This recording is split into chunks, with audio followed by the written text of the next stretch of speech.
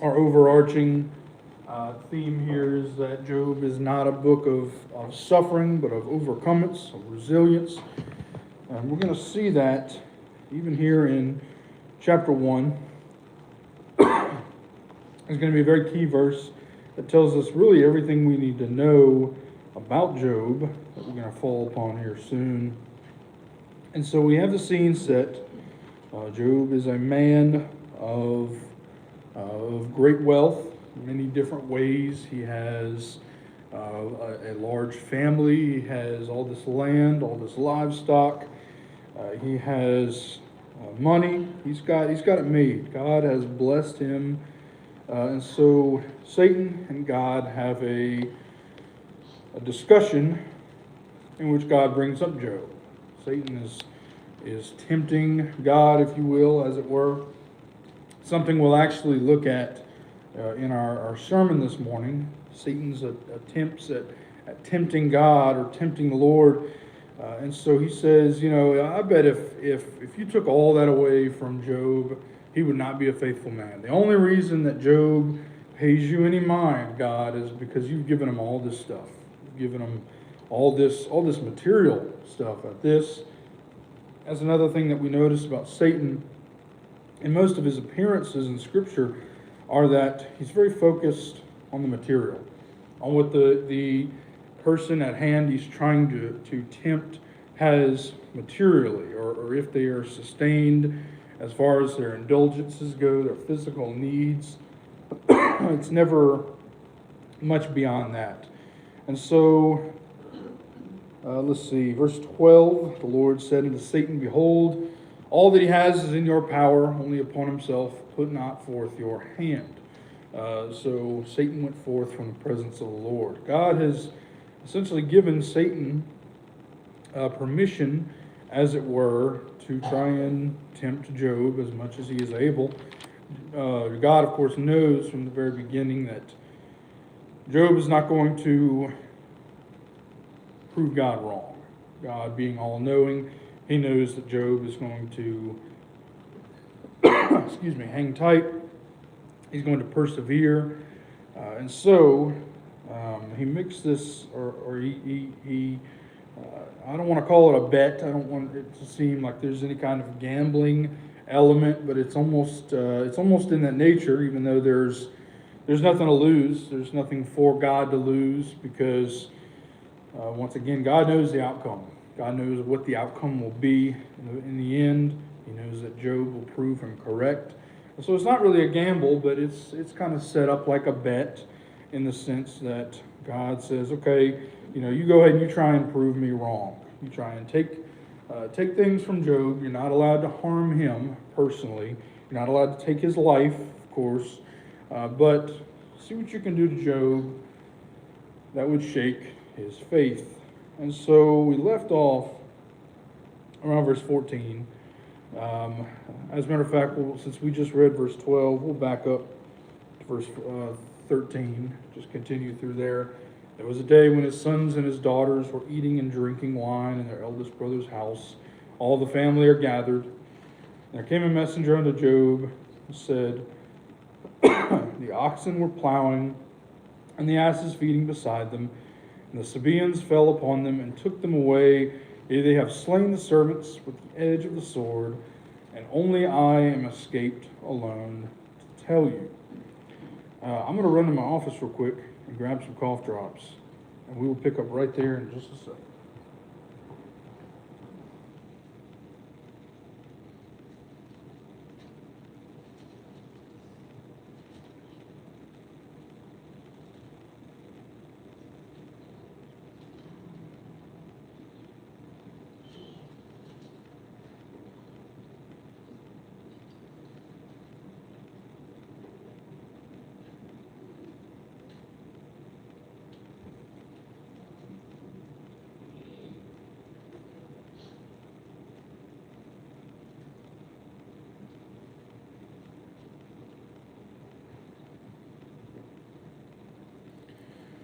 All right.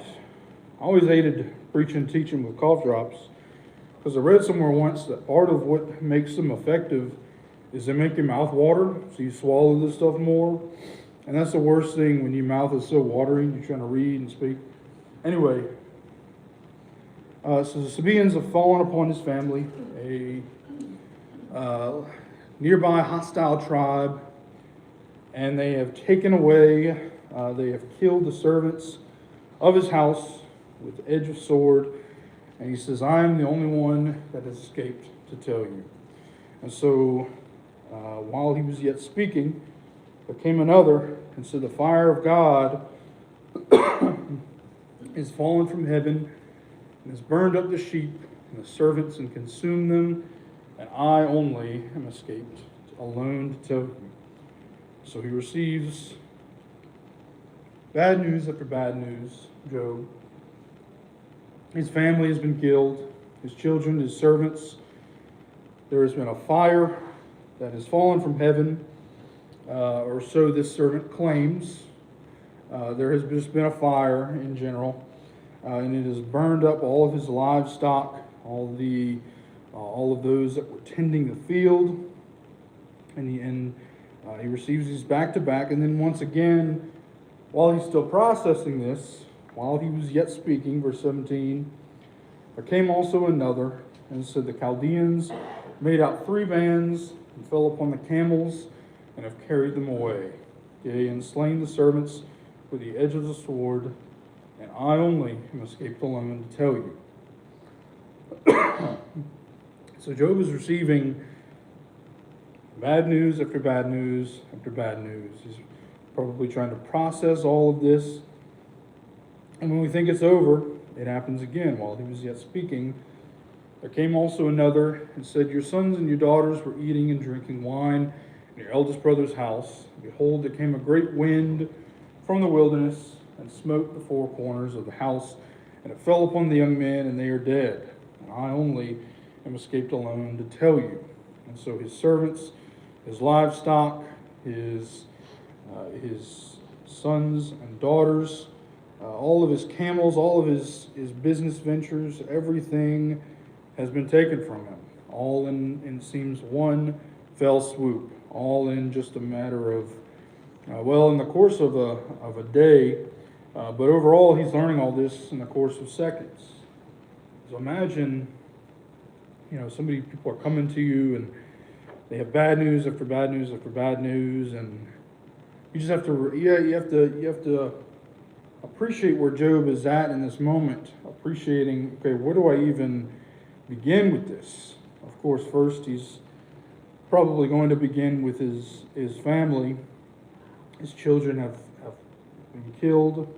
Their house has fallen upon them, took them all out. He has no children now. He has no means of producing money now. All of his fields, his livestock. He was obviously some kind of agrarian moneymaker, and so he has no means of that now. He has no servants. He has nothing. And all of that was removed from him with immediacy. And so let's see, verse 20, Job arose and tore his mantle, rent his mantle, shaved his head, and fell down upon the ground and worshipped. It's an interesting response. He rose, he tore his cloak. That was customary, a sign of mourning in the Old Testament. Shaved his head, as was that as well. And then he fell down and worshipped. And he said, naked came I out of my mother's womb, and naked shall I return thither. The Lord gave, and the Lord has taken away. Blessed be the name of the Lord. In all this Job sinned not, nor charged God foolishly. I would highlight verse 22 as the most important verse, or the key verse in this entire book. Verse 22 is the foundation of the entire book of Job.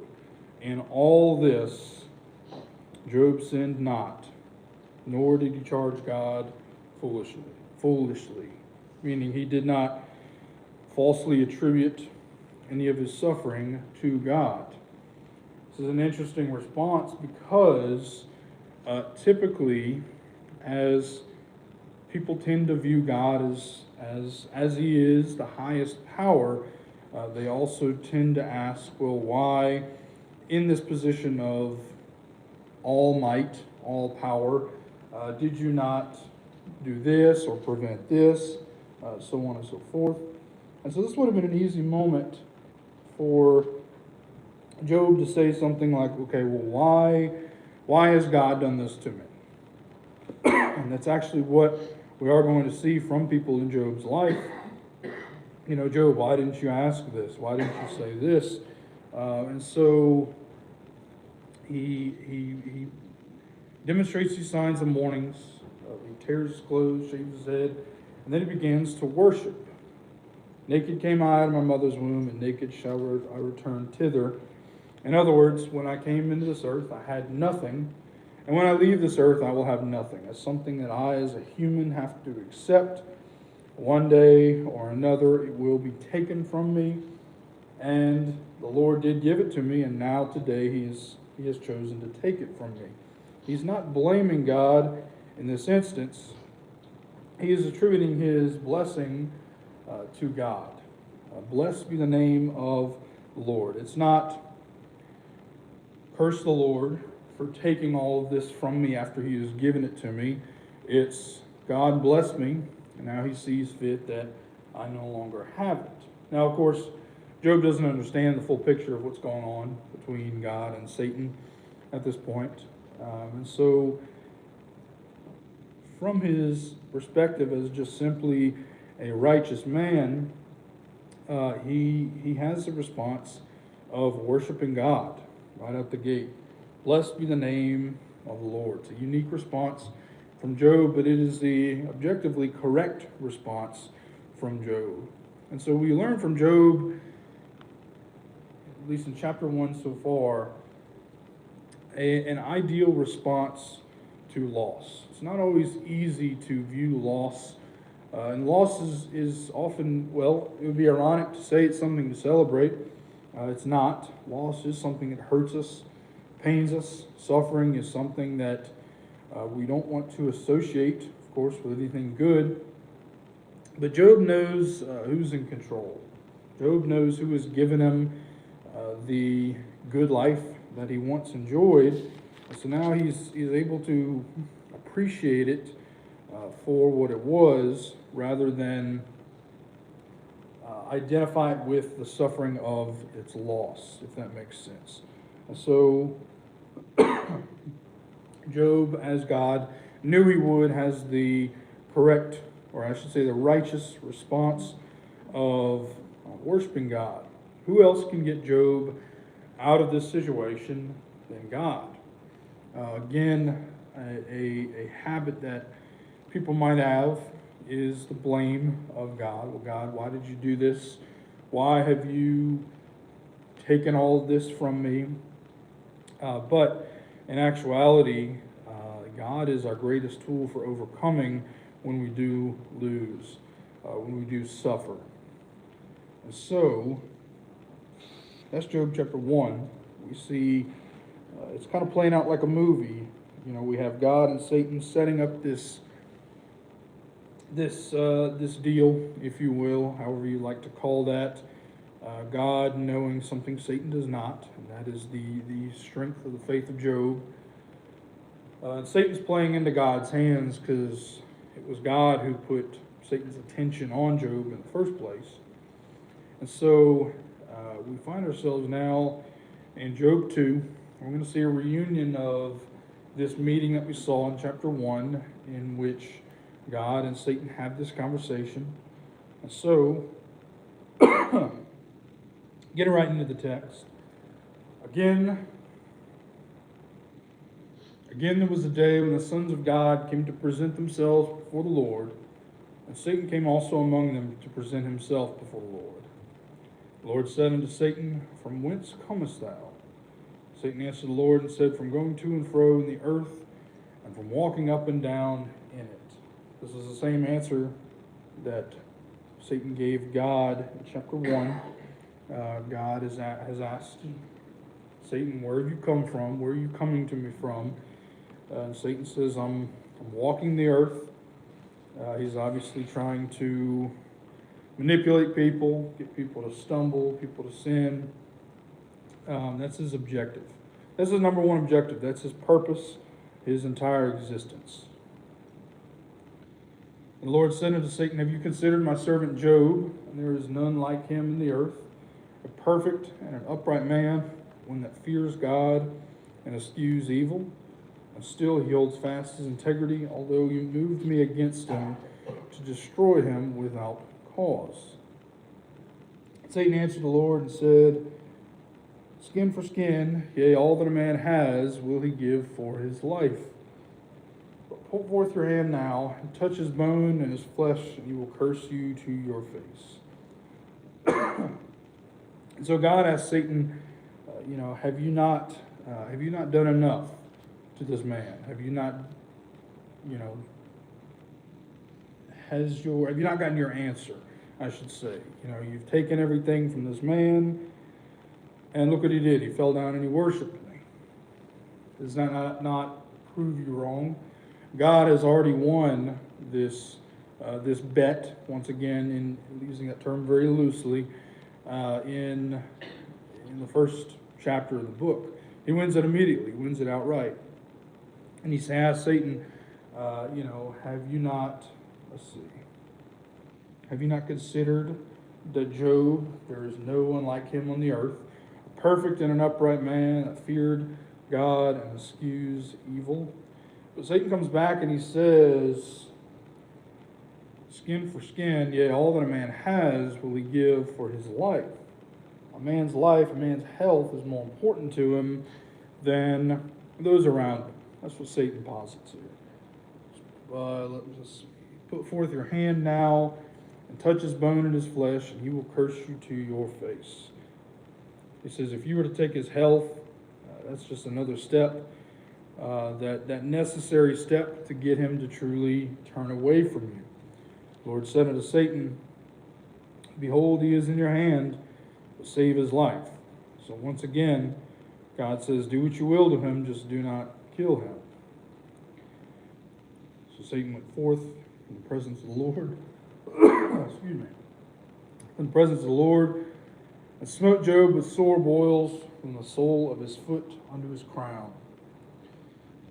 He took him a potsherd to scrape himself with, and he sat down among the ashes. And so Job has just lost everything in his life. He has lost his family, his means of money, his land. He has nothing. He's essentially a vagrant with no family.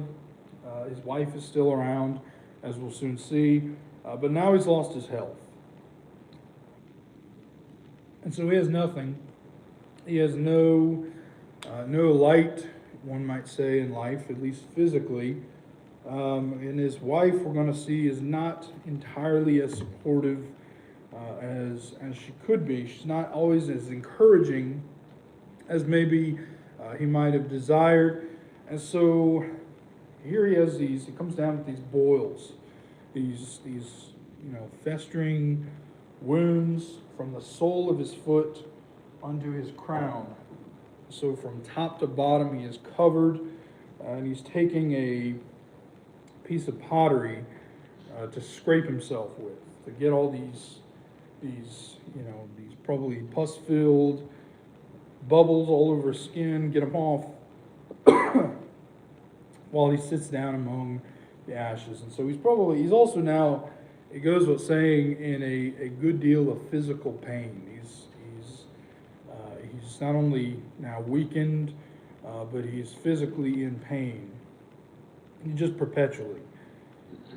He said his wife unto him, Do you still retain your integrity? Curse God and die. What a response from his wife. Do you still maintain that God is not to blame here? Curse him already and, be done with it. Be done with life. He said to her, You speak as one of the foolish women speak. What, shall we receive good at the hand of God, and shall we not receive evil? And all this did not Job sin with his lips. So his response is, we receive good at the hand of God, shall we not also receive evil? Not necessarily attributing to God Job is here observing a simple fact of life, that just as we have good days, we will also have bad days. That's kind of an oversimplification of his situation, of really the entire human condition. But he's speaking true. In all this did not Job sin with his lips. And so Job is not receiving, and I guess maybe this is part of Satan's design, if you will, is that I'm sure Satan, in his prowling nature, he's probably done some research on Job. He's probably kind of scoped out his family situation for doing all that he did, and he probably knows the nature of Job's wife. Job's wife is obviously not, she's not as strong in the faith as Job himself is. She is not as, we'll say, spiritually rigorous as Job himself is, but she kept her life. And of course, this would have no doubt upset Job to have lost her. This is not by any stretch of means saying that she deserved to die or anything. No one in this instance deserved to die. But she's not giving him the proper spiritual support he needs this time. Now, she's in pain as well. She lost her children too. She has lost her means of living as well. She is now essentially in the dirt with Job. She's in this pretty much the same position, just minus the physical ailment. And so she's rightfully upset. I would say she has a right to be. And so this is her response. Do you still retain your integrity? Do you still retain your spirituality, your loyalty to God? Curse him and die. Curse God and die. And so obviously this is the what not to do. And I'm sure this is difficult, to say the least, for Job to hear. I need at this time encouragement from my wife. I need to be uplifted, to be supported in my worship of God, and she does not offer that. She does not offer that. To make matters worse, when Job's three friends heard of all this evil that was come upon him, he came every one from his own place, or they came every one from his own place. Eliphaz the Temanite, Bildad the Shuhite, and Zophar the Naamathite. They had made an appointment together to come to mourn with him and to comfort him. So his friends are coming from all over. They're obviously fellow, well-off, affluent individuals. They're coming to offer their comfort. We're going to see that they're also not particularly spiritually supportive people. When they lifted up their eyes far off, they knew him not. They lifted up their voice and wept. And they rent every one his mantle and sprinkled dust upon their heads toward heaven. So they come upon Job. They do not recognize. They do not recognize him. They see this man. He's probably disheveled at this point. He's probably a little emaciated, but he's covered in boils, covered in scabs and wounds. And so, of course, they express a genuine concern. They are genuinely concerned for Job. They do genuinely care about Job. That's going to be something we do have to remind ourselves of, because they're going to get a little harsh with Job at times. But to finish chapter 2, they sat down with him upon the ground 7 days and 7 nights, and none spoke a word unto him, for they saw that his grief was very great. So I'd say right off the bat, Job does have some good friends. They came, they have rent their clothes, sprinkled dust upon their heads. They have done the mourning rituals, if you will, the customs. They've shown genuine concern. And then they sit on the ground with him for a whole week, none speaking a word. For they saw that his grief was very great. That is also something to keep in mind.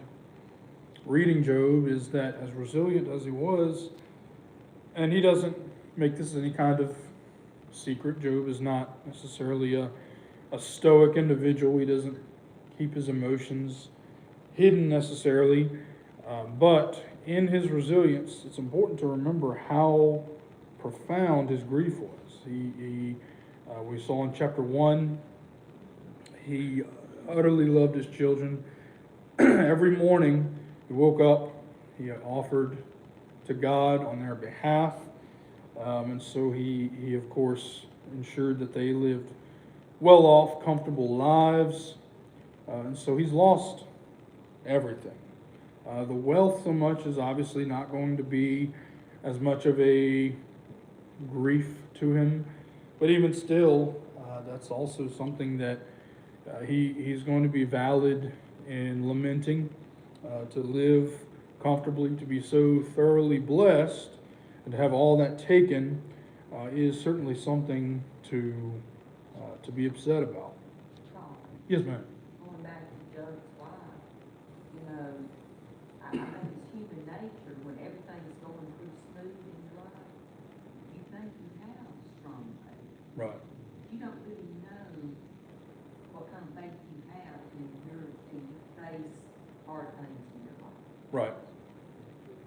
And you either respond like Job or you respond like his wife, and you just get mad at the world. Right.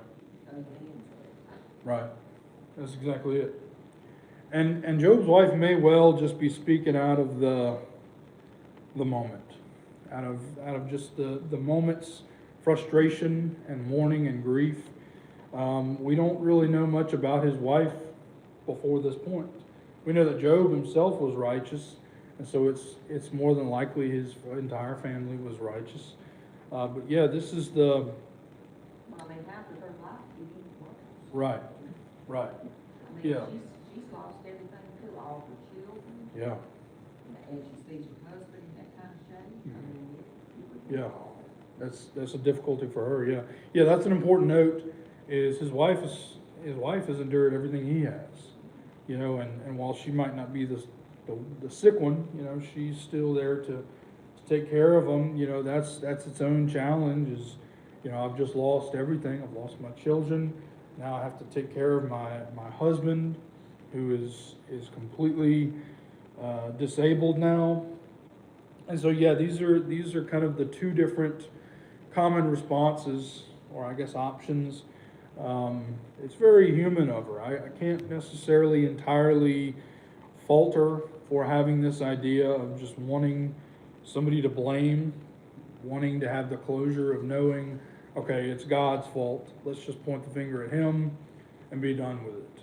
And so that's going to be kind of a recurring thing we're going to see with her and the dialogues we're about to see involving the friends as well. But that's a good point. So let's see.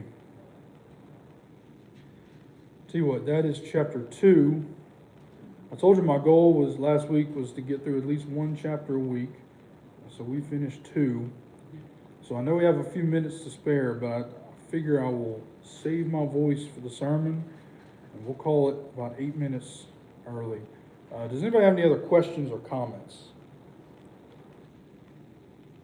I had always thought that everything happened all at the same time, but whenever we got to chapter 2, it said one day. So we really truly don't know how long he had been enduring having lost everything. Right. I mean, 'cause I was always thinking that things kind of just, he lost everything, and then he got the boils, and then I've always thought it kind of went faster than apparently what it is. Yeah, I would assume that it's not that far off, like him developing the boils and all that. Not too terribly far off, but yeah, we don't necessarily know the span of time between chapter 1 and 2. Now all the other stuff, losing his family, his livestock, all that all happened in rapid succession, all at the same time. But yeah, that's a good point, is that, we don't even know how long, he had before the illness struck him. He might have even been to a point where he's starting to get over it, and then this occurs. So that's a good point too. Another aspect is that he doesn't catch a break at any point. Anytime anytime Job might think, things are getting fine, either Satan or somebody in his life does something to just make the whole thing worse. Any other questions or comments? God refers to Job as perfect, in his uprightness face. How many others in the Bible does God refer to as perfect? It's not a adjective that's thrown around quite often. Obviously, when we think of true perfection, Christ is the standard. And so when we read contextually, when we read the word perfect, acknowledging the total sinless nature of Jesus, and I'm using him because that's the standard of true perfection, meaning no flaw whatsoever. Perfect, referring to anybody else that is not Jesus, is going to be as